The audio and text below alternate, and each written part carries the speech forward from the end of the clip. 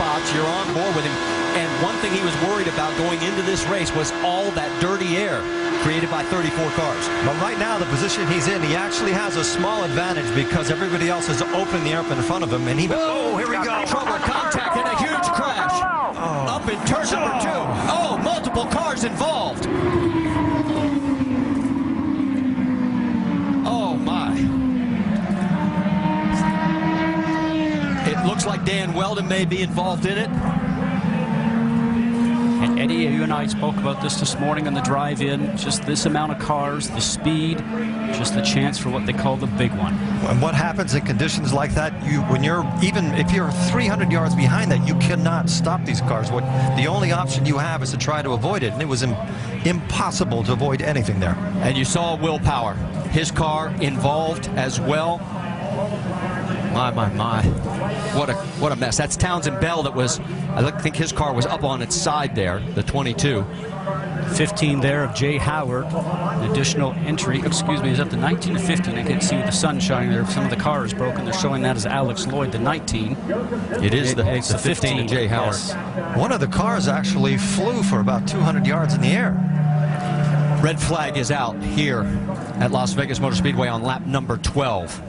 And from high above, you can see the carnage. We talk about the car going through the air. Eddie, you know that these cars run so low down to the ground. We mentioned before, we saw them hitting the ground and sparking, that anything underneath the car, underneath the floor, underneath the tub, really just gets the air underneath the car itself, and up it will go. We saw J.R. Hildebrand out of his car.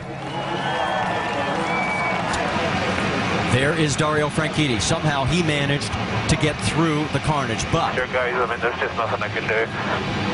Will Power did not. 10-4. They are going to stop you at pit lane on the right-hand side. They want the drivers to stay in the cars.